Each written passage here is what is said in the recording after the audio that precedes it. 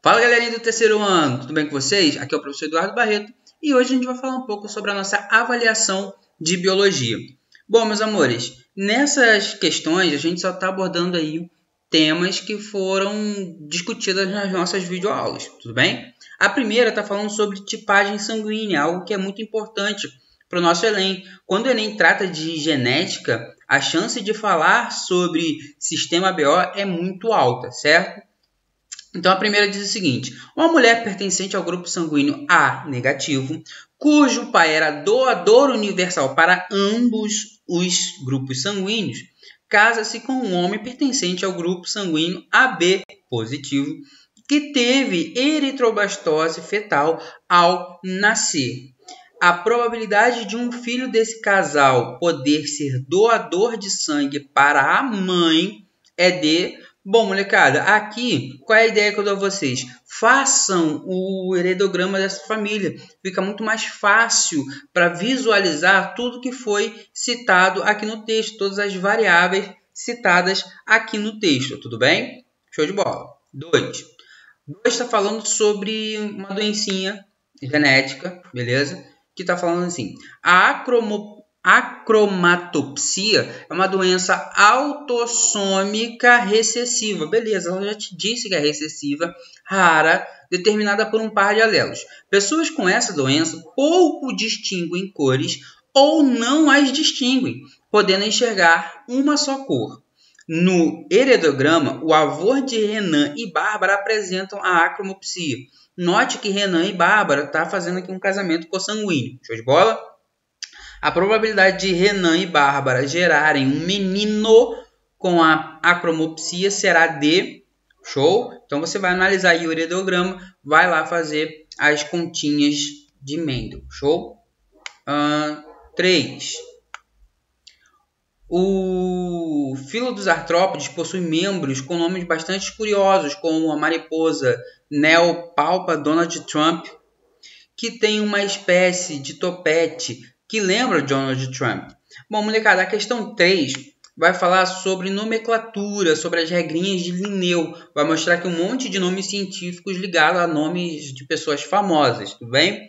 Os critérios adotados pela biologia evolutiva para nomear e classificar as espécies sugerem que existe uma maior proximidade evolutiva entre quais indivíduos. Beleza, então se liga. Dentre aqui todos os que foram citados, você vai ter que me dizer quem são os mais próximos evolutivamente. E aí é só você lembrar das regrinhas de Linneu, que vai ficar fácil para a gente. Show? 4. O musgo Dawsonia superba pertence à classe Bridae e apresenta tecidos condutores especializados, conhecidos como adroma e leptoma, responsáveis pela condução de seiva bruta e elaborada, respectivamente. Já cansei de falar, cuidado com essa palavrinha. Entretanto, esses organismos não são considerados plantas vasculares, pois as paredes das células do adroma não apresentam lignina. Isso é um requisito básico para ser considerado vascular, beleza, molecada? Relacione os dois tecidos que conduzem as seivas nas plantas vasculares, beleza? Com adroma e leptoma. Então vamos lá. O adroma da planta superior vai se chamar como? O leptoma da planta superior vai chamar como? Beleza? É isso que eu quero que vocês digam para mim. Cite uma vantagem dessa espéciezinha de musgo em relação aos outros musgos que não apresentam o adroma e o leptoma. E diga ainda qual é a importância da lignina para as plantas vasculares. Show? Mole essa, hein? 5. A 5, molecada, está falando sobre especiação. Fala sobre o istmo do Panamá. O Istmo do Panamá é uma porção estreita de terra situada na América Central que faz ligação entre as Américas do Norte e do Sul. Seu surgimento há cerca de 3 milhões de anos, além de permitir a ligação entre esses dois continentes, interrompeu a conexão entre os oceanos Atlântico e Pacífico até então existentes no local, em diferentes grupos de animais marinhos foram reportados casos de especiação atribuídos ao surgimento do Istmo do Panamá. Aí vamos lá. Que tipo de especiação parece ter ocorrido nesses casos? Só você lembrar lá sobre o processo de especiação, sobre alopátrica, simpátrica, parapátrica, que aí você vai se ligar em qual dos casos, qual dos três aí vai ser melhor para o Istmo do Panamá. B. Explique de que forma o surgimento do Istmo do Panamá teria iniciado o processo de especiação. Show? 6. 6 está falando sobre proteínas. O mecanismo de controle de pH são fundamentais para a vida. Um mecanismo bastante eficiente de controle de pH por organismo vivo envolve moléculas doadoras e aceptoras de prótons, que são ácidos e bases que atuam em conjunto equilibrando alterações de pH, às quais os organismos estão sujeitos. Letra A. Alterações no pH intracelular afetam a estrutura das proteínas? É uma afirmação. Por que isso acontece? Show? É só você se ligar lá na aulinha de proteínas, que vai ficar fácil, né? Ao longo dos anos aí que a gente vem estudando junto, eu sempre falo para vocês a importância de manter ali as condições favoráveis. Show? B.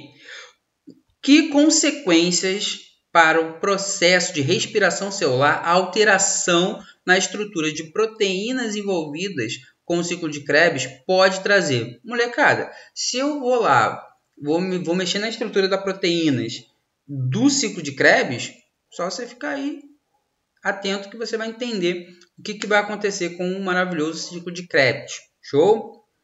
7 está falando sobre as características gerais das plantas. Eu sempre falei para vocês, se vocês se ligarem nesse cladograma aqui, ó, a vida de vocês no Enem, quando falar de plantas, vai ser bem mais fácil. Show? Após analisar a árvore, explique cada passo evolutivo característico das embriófitas, traqueófitas, espermatófitas e as antófitas. Então, eu quero que vocês me digam aqui que características são essas. Show? Belezinha? Próxima questão. Próxima questão está aqui em cima. 8. A representação esquemática abaixo ilustra simplificadamente as etapas de transcrição e tradução de uma célula eucariótica. Aí aqui está mostrando esse processo. Show? O que os algarismos 1, 2, 3, 4 e 5 estão representando na imagem? Então, você vai olhar aqui na imagem, de acordo com a nossa aula sobre DNA, sobre ácido nucleico, dogma da biologia molecular, e vai dizer aí o que está representando esses algarismos. Show? 9. 9 está falando sobre labradores, sobre a pelagem desses labradores. Show? Foi até um tema abordado aí na nossa live, então fiquem atentos. Aí vem a pergunta: identifique o tipo de herança encontrado no padrão de pelagem desses animais, justificando a sua resposta. Show? Então tem um teminha lá da genética que vai explicar esse padrão aí encontrado. Em seguida, indique o genótipo de um casal de cães com pelagem chocolate que gerou um filhote dourado. Calcule ainda a probabilidade de que esse casal tenha um filhote de pelagem chocolate também. Show? E 10 está falando sobre a herança ligada ao sexo. Show de bola? Está falando o seguinte: a hemofilia, uma herança hereditária recessiva que afeta o cromossomo sexual X, então ela é ligada ao sexo, é caracterizada pela deficiência do fator 8 da coagulação. Considere a primeira geração de filhos de um casamento de um homem hemofílico com uma mulher que não possui o gene da hemofilia. Ela simplesmente não possui esse gene. As chances de que sejam gerados desse casamento filhos hemofílicos e filhas portadoras, e aí vocês têm que ficar atentos aí na questão de ser doente, ter a característica, e ser portador. Lá na nossa aula sobre herança sexual, a gente abordou esse tema. Show de bola? E as filhas portadoras dessa doença será de quantos % justifique a sua resposta. Meus amores, aqui embaixo tem linha extra, caso não dê para responder aí alguma das questões. Espero que vocês mandem super bem, eu estou morrendo de saudade de vocês. Não vejo a hora da gente voltar às nossas aulas presenciais.